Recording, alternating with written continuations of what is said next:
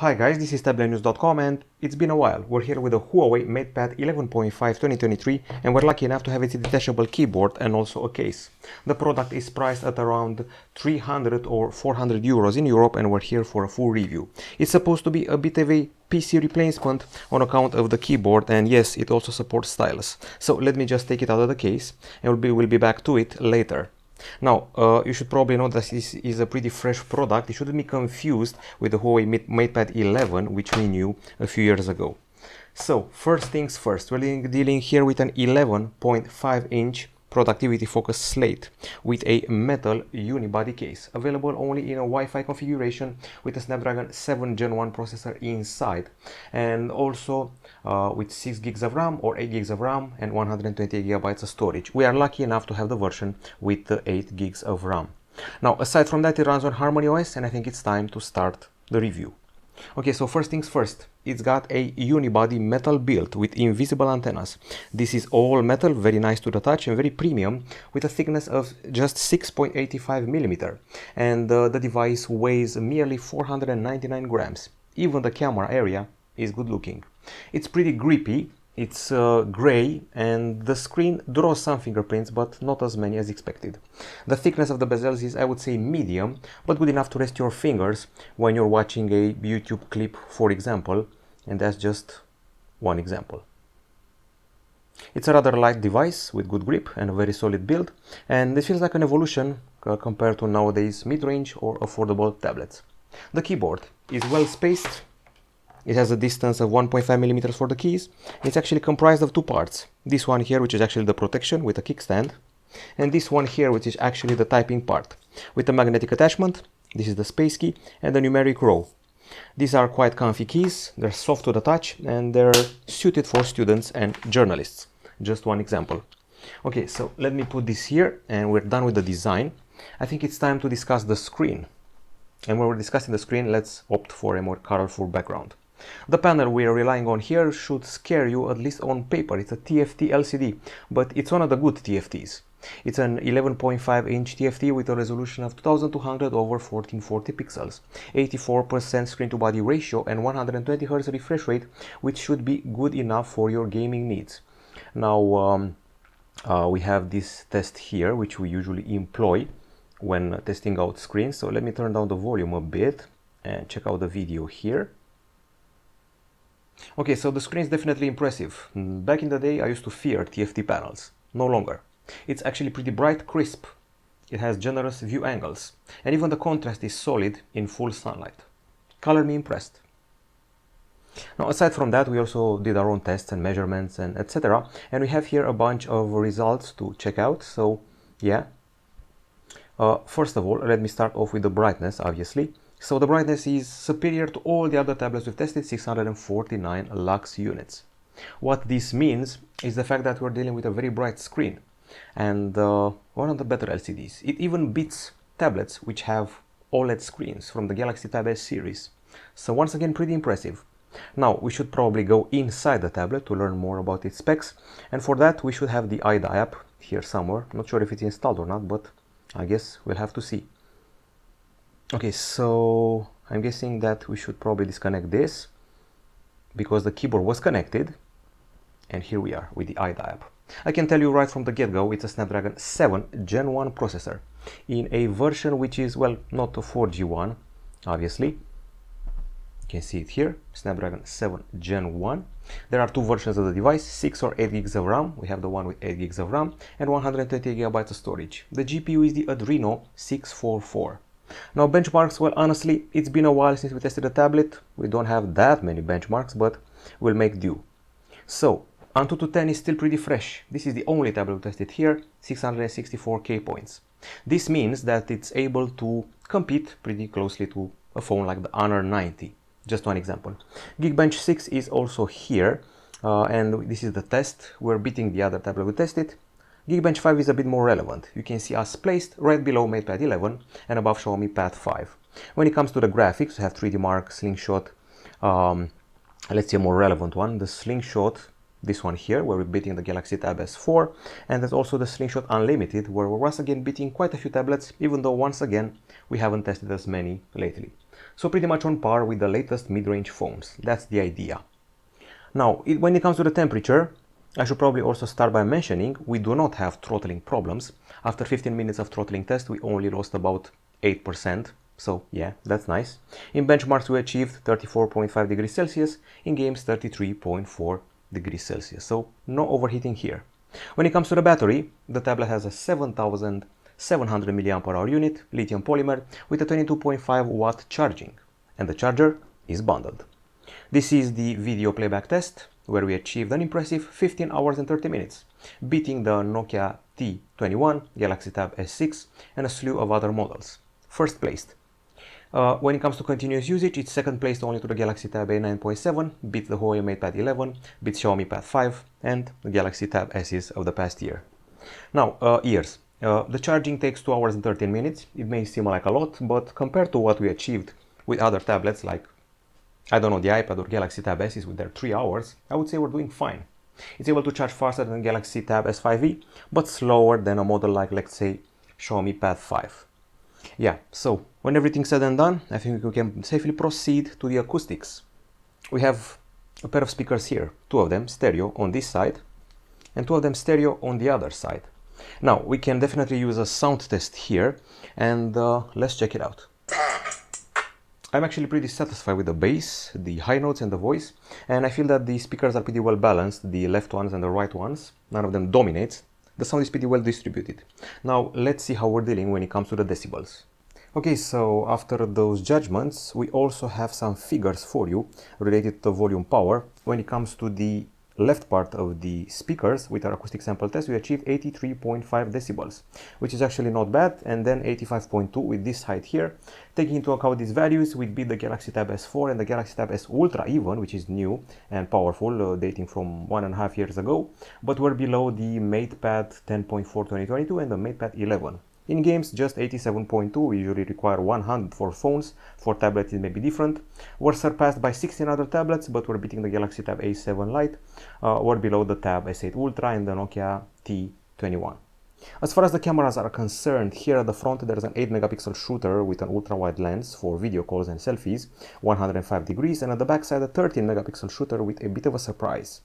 Official specs on sites like GSM Arena and so forth list the tablet as having only Full HD video, but guess what? We have 4K video, which I honestly expected judging by the CPU. A nice surprise, and I didn't insist too much on the photos taken here. A colleague of mine took them. The selfies show me that they're clear enough to, well, preface a video call with decent quality, while the colors were spot on when there's enough light in the room, and they're good enough for your social media needs. Once again, this is not the tablet to take at a wedding or special event, but it's there in case you really want to take a photo. In the end, all of these cameras are here more for, well, video calls than anything else. We also have panorama, time-lapse and other crazy features. When it comes to connectivity, don't expect surprises. There's no 4G, NFC or infrared. There's Wi-Fi 6, Bluetooth 5.0 and USB-C. We just did the speed test just now, and these are the results we achieve. When it comes to the Wi-Fi, we achieved 703 megapers download and 812 megapers upload. I would say we're doing fine. Too bad that this tablet doesn't have a 4G version. Now I think it's time to address the software. We're running here on HarmonyOS, believe it or not, yes, HarmonyOS. It's version 3.1, and we have here all of the specs listed in case you want reminder. So let's take things one at a time. This is the Huawei App Gallery, 200k apps, the third biggest app store in the world after the Google Play Store and the App Store. Now aside from that, the interface is pretty straightforward. We have here an aggregator of shortcuts and news. If you pinch the screen, you're treated to wallpapers, service widgets and transitions. These are some of the service widgets and widget combos, which are quite useful if you want to get more done without having to actually access the app. The drop-down section from here, from the right, is the control panel, which actually expands quite a bit, with a multi-screen call app feature, dark mode, and an ebook mode. And here you have the notifications. Okay, now aside from that, there's no app drawer, so all the apps will be placed on the screen.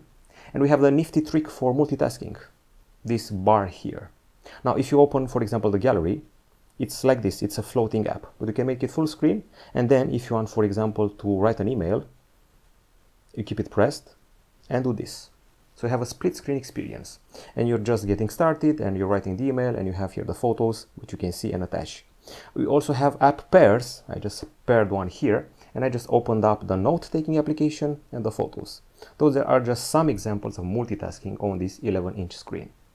Okay, so you're probably wondering, what about the Google Apps? I'm a student, I'm a corporation worker, I need my Google Apps. Check out this folder. We have everything from Google Docs, Drive, Photos, Translate. We have Sheets, Slides, Maps, everything. Even YouTube, which you already saw earlier, and I can easily work in Docs. Thanks to Gbox, that's the solution we're using here. And we also have Google Photos, which you can sync up and back up your photos to the cloud. And well, that's about it. Now, let's see what else we have here. We have a lot to cover, I feel. Okay, so navigation happens via swipes. These are all the apps we have open right now. And if you want to see interesting stuff, you can go to the settings, where you have your Wi-Fi connectivity settings and also your super device. Super device keeps this tablet at the center of a galaxy, which can include a smart Huawei speaker, a Huawei TV set, a pair of Huawei headphones. All of them will be interconnected, and you can send content and files between them easily with this super device feature. We have this home screen and wallpaper feature, we have display and brightness with eye comfort and a dark mode, biometrics and password, we have face recognition, but sadly no fingerprint scanner. I should probably remind you that the device supports note-taking via stylus. And if you don't have a stylus, you can still scribble around with your hands like a right tablet. And there's handwriting recognition, just so you know, plus a bunch of tips for pens and colors which you can use. Tablet. Okay, of course, aside from that, we have the keyboard, which comes into play now. It's sold separately, but there are some bundles. You connect it like this. You have the pins here, but don't forget that there's also the Bluetooth connection. So if I start writing, let's see, you have Bluetooth, you have OK here. The connection should be done. It's connected right now. And I can start writing right away. Hey guys, I think this is actually a title. Nope, let's go to notes. Okay, so there's also an autocorrect feature, which is quite useful. These are soft keys. They're suited for people who write fast like me, journalists and so forth. A nifty feature has you pressing this key and this one here to learn all the useful shortcuts for the system, navigation, function key and general. Pretty nice to have. It's pretty well spaced. Some would say it's cramped, but it depends on the size of your hands and the tablets you're used to. I love this little ditch here, leaving you enough room to fit your hands. Okay, so that's about it productivity-wise. Once again, you have the keyboard, you have the stylus, you have the Google Apps, so the prejudice regarding Huawei devices is now gone. You can also drag and drop content between devices, and you can also use something called multi-screen collaboration here, and wireless projection and a navigation dock. So there's a lot to do with this tablet here, and yes, we do have a lot of pre-installed apps. Notepad is just the tip. There's also Petal Clip, which is similar to, I would say, CapCut from TikTok. There's M Pen Zone. That's the name of the Huawei pencil. It's M Pencil. And aside from that, we also have WPS Office and a bunch of tools. There's quite a few options here. This is WPS Office, a special feature which resembles the PC experience. You also have this dock here with the most used apps and 3 of the recently used apps. It's a system that reminds me of Samsung a little bit. And of course the optimizer here, which will optimize your resources. So in the end, this is a pretty prolific device when it comes to productivity and fun. Fun is not forgotten. Let's actually access our website, Tablet-News.com right now, and draw some conclusions. Okay, so it's very clear what, it's very clear what Huawei set out to do here. They set out to replace a laptop using a tablet. That's the holy grail of tablets nowadays, and they're doing that by offering us a keyboard and a stylus experience. Okay, so let me search for Tablet News. So 300 euros is definitely not breaking the bank.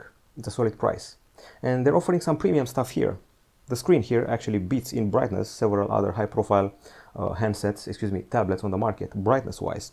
The speakers are quite potent, and HarmonyOS is finally feeling full-fledged on account of the area you see here. All of the Google apps I have installed courtesy of Gbox, with Gmail included, by the way. There's also Classroom for the little ones. There's also multitasking. So a full-fledged device to replace your laptop, your affordable laptop, by the way.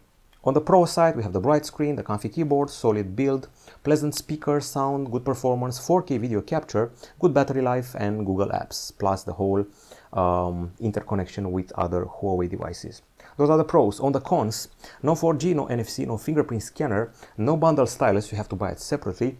And I have to say that if you really want the whole package, the 8 gigs of RAM and the 128 and the accessory and so forth, things may get as pricey as a regular big laptop. So if you're buying the cheap one, the 6 gigs of RAM without accessories, it's affordable. If you want the whole package, you may spend a bit more than expected. But overall, I found it to be versatile enough for a student and a pupil, since we're in the back to school time frame.